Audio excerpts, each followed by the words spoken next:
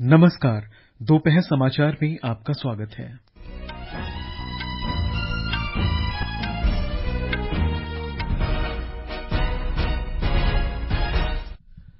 प्रधानमंत्री नरेंद्र मोदी आज शाम प्रधानमंत्री किसान सम्मान निधि के अंतर्गत 20,000 करोड़ रुपए की 17वीं किस्त जारी करेंगे। भारत और अमेरिका के बीच महत्वपूर्ण तथा उभरती प्रौद्योगिकी की पहल पर बातचीत हुई। बैठक में रणनीतिक रूप से महत्वपूर्ण क्षेत्रों की प्रौद्योगिकी में साझेदारी के महत्व का उल्लेख किया गया। रेटिंग एजेंसी फिच ने चालू वित्त वर्ष के लिए भारत की वृद्धि दर का अनुमान 7% से बढ़ाकर 7.2% किया। भारतीय फिल्म निर्माता विनोद गनात्रा को Nelson Mandela life time achievement award दिया गया। और भाला फेंक विश्व चैंपियन नीरज चोपड़ा आज फिनलैंड में विश्व एथलेटिक्स कॉन्टिनेंटल गोल्ड टूर प्रतियोगिता में भाग लेंगे। दोपहर समाचार के साथ मैं निखिल कुमार। प्रधानमंत्री नरेंद्र मोदी आज अपने संसदीय क्षेत्र वाराणसी पहुंचेंगे। वे वहां प्रधानमंत्री किसान सम्मान सम्मेलन में भाग लेंगे। श्री मोदी प्रत्यक्ष लाभ अंतरण डीबीटी के माध्यम से प्रधानमंत्री किसान सम्मान निधि के अंतर्गत करीब 9 करोड़ 26 लाख लाभार्थी किसानों को 20,000 करोड़ रुपए से अधिक की 17वीं किस्त जारी करेंगे। ब्यौरा हमारे संवाददाता से। पूरी काशी अपने उस जनप्रतिनिधि के स्वागत का बेसब्री से इंतजार कर रही है जिसने लगातार तीसरी बार उनके दिलों को जीता है। प्रधानमंत्री के रूप में शपथ लेने के बाद नरेंद्र मोदी का अपने संसदीय क्षेत्र का ये पहला दौरा है और भाजपा कार्यकर्ताओं ने उनके जबरदस्त स्वागत के लिए पूरे शहर को सजा दिया है। शाम को काशी पहुंचने के बाद प्रधानमंत्री मेहंदीगंज इलाके में पीएम किसान सम्मान सम्मेलन में हिस्सा लेंगे। इस सम्मेलन में वो किसानों से संवाद करने के साथ ही उनके उत्पाद भी देखेंगे। किसानों के प्रति अपनी सरकार की प्रतिबद्धता जाहिर करते हुए प्रधानमंत्री ने पद संभालने के बाद सबसे पहले पीएम किसान निधि की 17वीं किस्त जारी करने को मंजूरी दी थी और अपने पहले बड़े सार्वजनिक कार्यक्रम में भी वो किसानों के मुद्दों को प्राथमिकता देते हुए नजर आएंगे। इसी कार्यक्रम के दौरान प्रधानमंत्री स्वयं सहायता समूहों की 30,000 से ज्यादा महिलाओं को कृषि सखी के रूप में प्रमाण पत्र भी प्रदान करेंगे। सुशील चंद्र तिवारी, आकाशवाणी समाचार, वाराणसी। आकाशवाणी से विशेष बातचीत में कृषि विशेषज्ञ डॉक्टर संत कुमार चौधरी ने कहा है कि सरकार की प्राथमिकता कृषि है। किसान जो देश के आर्थिक व्यवस्था में अनाज उत्पादन के लिए जो अथक प्रयास करते हैं, इससे हमारी आर्थिक स्थिति सुधरती है। अन्न उत्पादन में जो आत्मनिर्भर बन गए हैं और प्रधानमंत्री जी द्वारा जो 6,000 की राशि सीधे खाते में जाता है, ये स्वागत योग्य है और इससे देश के किसान और ज्यादा प्रोत्साहित हो रहे हैं। प्रधानमंत्री आज शाम को काशी विश्वनाथ मंदिर में पूजा और दर्शन करेंगे तथा दशाश्वमेध घाट में गंगा आरती देखेंगे। श्री मोदी कल बिहार के राजगीर में नालंदा विश्वविद्यालय परिसर का उद्घाटन करेंगे। राष्ट्रीय सुरक्षा सलाहकार अजीत डोभाल ने भारत और अमेरिका के बीच महत्वपूर्ण तथा उभरती हुई प्रौद्योगिकी आईसीईटी पर दोनों देशों की पहल के बारे में कल नई दिल्ली में एक बैठक की अध्यक्षता की। इस बैठक में अमेरिका के राष्ट्रीय सुरक्षा सलाहकार जेक सलिवन भी उपस्थित थे। बैठक में श्री डोभाल तथा श्री सलिवन ने रणनीतिक रूप से महत्वपूर्ण प्रौद्योगिकी में साझेदारी को और आगे बढ़ाने पर अपने दृष्टिकोण साझा किए। इस बैठक में समान विचारधारा वाले देशों के साथ समन्वय बढ़ाकर प्राथमिकता वाले और प्रौद्योगिकी में उभरते क्षेत्रों की महत्वपूर्ण गतिविधियों के लिए सहयोग बढ़ाने की प्रतिबद्धता व्यक्त की गई। श्री सलिवन और श्री डोभाल ने इस बैठक के अलावा एक गोलमेज सम्मेलन में भी भाग लिया, जिसमें दोनों देशों के कुछ प्रमुख उद्योगपति और विचारक शामिल हुए।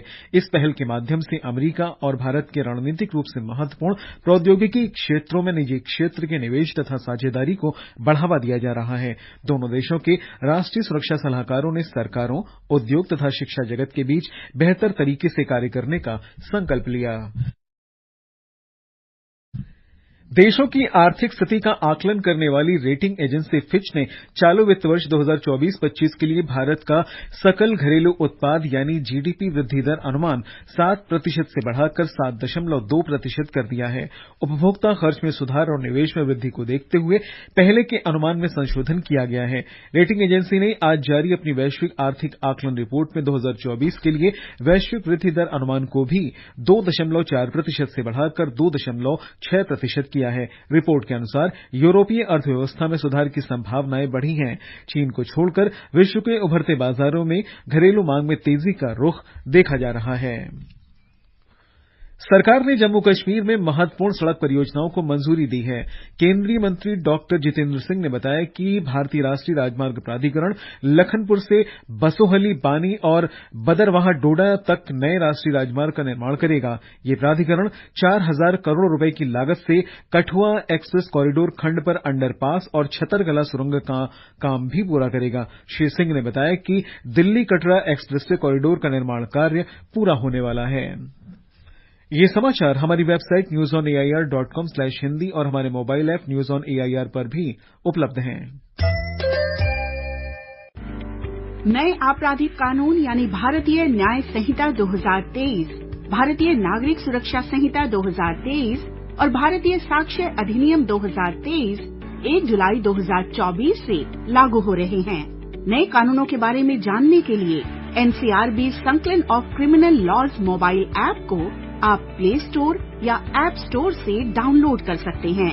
ये ऐप एक व्यापक गाइड के रूप में कार्य करता है जो एक ही स्थान पर नए आपराधिक कानूनों के बारे में पूरी जानकारी प्रदान करता है। दोपहर समाचार में आपका फिर स्वागत है। प्रधानमंत्री नरेंद्र मोदी 21 जून को श्रीनगर में 10वें अंतर्राष्ट्रीय योग दिवस समारोह में भाग लेंगे। इस वर्ष अंतर्राष्ट्रीय योग दिवस का विषय है स्वयं और समाज के लिए योग। केंद्रीय आयुष मंत्री प्रताप राव जाधव ने आज नई दिल्ली में संवाददाताओं से बातचीत में कहा कि इस वर्ष का विषय व्यक्तिगत और सामाजिक कल्याण को बढ़ावा देने में योग की दोहरी भूमिका के महत्व को दर्शाता है। उन्होंने कहा कि हाल के वर्षों में लाखों लोगों की उत्साहपूर्ण भागीदारी से समुदायों पर योग के गहरे प्रभाव का पता चलता है। इस अवसर पर उन्होंने दृष्टिबाधित लोगों की सुविधा के लिए ब्रेल लिपि में एक सामान्य योग प्रोटोकॉल पुस्तक का विमोचन किया। उन्होंने योग पर प्रोफेसर आयुष्मान कॉमिक का लोकार्पण भी किया। ये पुस्तक बच्चों को रुचि और मनोरंजन के साथ योग में सीखने तथा अभ्यास करने में सहायता करेगी। इस बार का अंतर्राष्ट्रीय योग दिवस जम्मू कश्मीर के श्रीनगर में 21 जून को मनाया जाएगा। प्रधानमंत्री श्री नरेंद्र मोदी जी जनमानस के साथ कॉमन योग प्रोटोकॉल के अनुसार सामूहिक योगाभ्यास करेंगे। पहले प्रोफेसर आयुष्मान कॉमिक बुक, जिसे बच्चे सरल भाषा में और आकर्षक चित्रों के माध्यम से योग की शिक्षा प्राप्त कर सकेंगे। ब्रेल लिपि में कॉमन योग प्रोटोकॉल बुक, जो हमारे नेत्रहीन साथी अब इस पुस्तक का उपयोग कर योग की शिक्षा प्राप्त कर सकते हैं। लॉन्च योग की शैक्षिक दुनिया में एक बहुत बड़ा प्रयास है। इस वर्ष भारतीय अंतरिक्ष अनुसंधान संगठन इसरो अंतर्राष्ट्रीय योग दिवस पर एक अनूठी पहल अंतरिक्ष के लिए योग का आयोजन कर रहा है। इसरो के सभी वैज्ञानिक और अधिकारी तथा गगनयान मिशन के सदस्य भी योग अभ्यास करके अंतर्राष्ट्रीय योग दिवस के वैश्विक अभियान में शामिल होंगे। योग के क्षेत्र में प्रौद्योगिकी तथा स्टार्टअप को बढ़ावा देने के लिए आयुष मंत्रालय ने माई गव पोर्टल और माई भारत पोर्टल पर योगा टेक चैलेंज शुरू किया है। कर्नाटक के राज्यपाल थावरचंद गहलोत ने आज मैसूरू में राष्ट्रीय योग ओलंपियाड का उद्घाटन किया। राज्यपाल ने कहा कि पिछले वर्ष जनवरी में राष्ट्रीय युवा महोत्सव के दौरान राज्य में एक विशाल योग कार्यक्रम आयोजित हुआ था, जिसने एक नया गिनीज वर्ल्ड रिकॉर्ड बनाया था। उन्होंने कहा कि राज्य हर घर योग के माध्यम से कर्नाटक को भारत का अग्रणी योग साक्षर राज्य बनाने की दिशा में काम कर रहा है। प्रधानमंत्री नरेंद्र मोदी ने ग्राम पंचायत प्रमुखों से योग और मोटे अनाज के बारे में जागरूकता फैलाकर समग्र स्वास्थ्य को एक जन आंदोलन बनाने का आग्रह किया है। ग्राम प्रधानों को लिखे पत्र में उन्होंने कहा कि पंचायत परिसरों, विद्यालयों, आंगनबाड़ियों और सामुदायिक स्वास्थ्य केंद्रों पर योग आधारित कार्यक्रमों का आयोजन लोगों तथा युवाओं को स्थायी और तनावमुक्त जीवन शैली अपनाने के लिए प्रेरित करेगा। आगामी अंतर्राष्ट्रीय योग दिवस के लिए ग्राम पंचायतों के सभी निवासियों को शुभकामनाएं देते हुए श्री मोदी ने इस आयोजन को योग के वैश्विक प्रभाव और लोगों के जीवन पर इसके सकारात्मक असर का प्रमाण बताया। उन्होंने कहा कि इस वर्ष अंतर्राष्ट्रीय योग दिवस का विषय स्वयं और समाज के लिए योग है। इससे एक स्वस्थ राष्ट्र के निर्माण की दिशा में सरकार के प्रयासों को और बढ़ावा मिलेगा। वैश्विक ख्याति प्राप्त फिल्म निर्माता विनोद गनात्रा को फिल्मों में उनके योगदान के लिए दक्षिण अफ्रीका के प्रतिष्ठित Nelson Mandela lifetime achievement award से सम्मानित किया गया है। ये पुरस्कार पाने वाले वे पहले भारतीय हैं। बाल सिनेमा में उल्लेखनीय योगदान के लिए 7वें नेल्सन मंडेला बाल फिल्म महोत्सव में उन्हें इस प्रतिष्ठित पुरस्कार से सम्मानित किया गया। विनोद गनात्रा ने 400 से अधिक वृत्त चित्रों का निर्देशन और संपादन किया है। इसके अलावा उन्होंने बच्चों और युवाओं के लिए 25 बहुभाषी टीवी कार्यक्रम भी बनाए हैं। ये समाचार आकाशवाणी से प्रसारित किए जा रहे हैं। ताजा समाचार जानने के लिए आप हमारे Twitter handle @AIR News Hindi को फॉलो कर सकते हैं। ये आकाशवाणी है।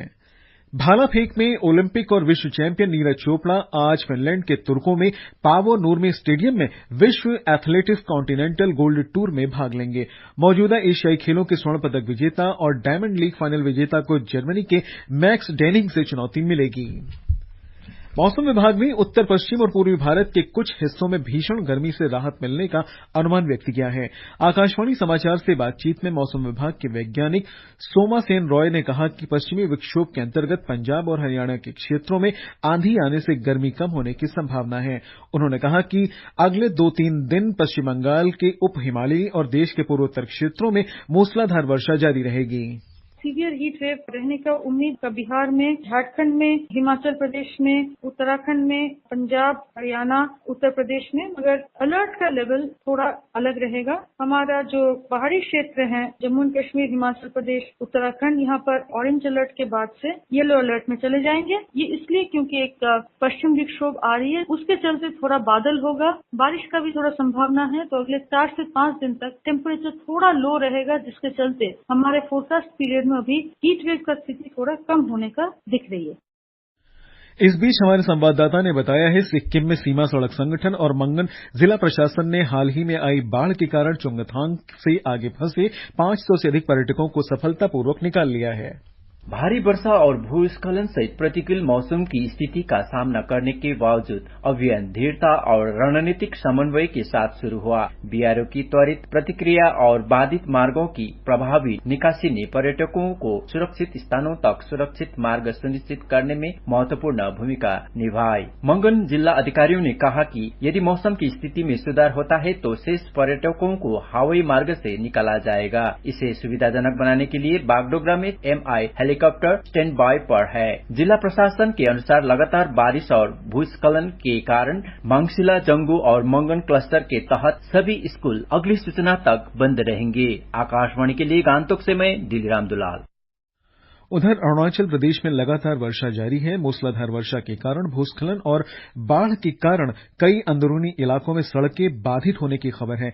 पापुम पारे जिले के दोईमुख इलाके में यातायात बाधित होने के कारण सवेरे से यात्री फंसे हुए हैं। मौसम विभाग ने अगले 5 दिन राज्य में भारी वर्षा होने की संभावना जताई है। साथ ही अलग अलग स्थानों पर बिजली चमकने और अत्यधिक वर्षा होने का अनुमान व्यक्त किया गया है। ग्रामीण जीवन में नवाचार को बढ़ावा देते हुए बदलाव और डिजिटल समावेशन के उद्देश्य से केंद्र सरकार ने 5G इंटेलिजेंट विलेज और क्वांटम एन्क्रिप्शन एल्गोरिदम के लिए प्रस्ताव आमंत्रित किए हैं। इसके लिए उद्योग, MSME, स्टार्टअप, शिक्षा जगत और उन सरकारी विभागों को आमंत्रित किया गया है जो दूरसंचार उत्पादों तथा समाधानों के प्रौद्योगिकी डिजाइन, विकास और वाणिज्यीकरण जैसे कार्यों में शामिल हैं। 5G इंटेलिजेंट विलेज पहल ग्रामीण समुदायों के उत्थान के लिए 5G प्रौद्योगिकी की बदलावकारी शक्ति का उपयोग करते हुए न्याय संगत तकनीकी उन्नति की तत्काल आवश्यकता को पूरा करती है। विशेष रूप से भारत पर केंद्रित quantum encryption algorithm quantum mechanics के सिद्धांतों का उपयोग करते हुए डिजिटल संचार चैनलों को सुरक्षित रखने के लिए एक अत्याधुनिक दृष्टिकोण प्रस्तुत करेगी। श्रीलंका की नौसेना ने आज 4 भारतीय मछुआरों को गिरफ्तार कर लिया।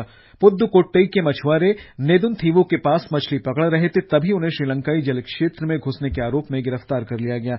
मछुआरों को पूछताछ के लिए कांग के संथुराई बंदरगाह ले जाया गया है। और अंत में मुख्य समाचार एक बार फिर। प्रधानमंत्री नरेंद्र मोदी आज शाम प्रधानमंत्री किसान सम्मान निधि के अंतर्गत 20,000 करोड़ रुपए की 17वीं किस्त जारी करेंगे। भारत और अमेरिका के बीच महत्वपूर्ण तथा उभरती प्रौद्योगिकी की पहल पर बातचीत हुई। बैठक में रणनीतिक रूप से महत्वपूर्ण क्षेत्रों की प्रौद्योगिकी में साझेदारी के महत्व का उल्लेख किया गया। रेटिंग एजेंसी फिच ने चालू वित्त वर्ष के लिए भारत की वृद्धि दर का अनुमान 7% से बढ़ाकर 7.2% किया। भारतीय फिल्म निर्माता विनोद गनात्रा को Nelson Mandela life time achievement award दिया गया। और भाला फेंक विश्व चैंपियन नीरज चोपड़ा आज फिनलैंड में विश्व एथलेटिक्स कॉन्टिनेंटल गोल्ड टूर प्रतियोगिता में भाग लेंगे। इसके साथ ही दोपहर समाचार का ये अंक समाप्त हुआ। नमस्कार।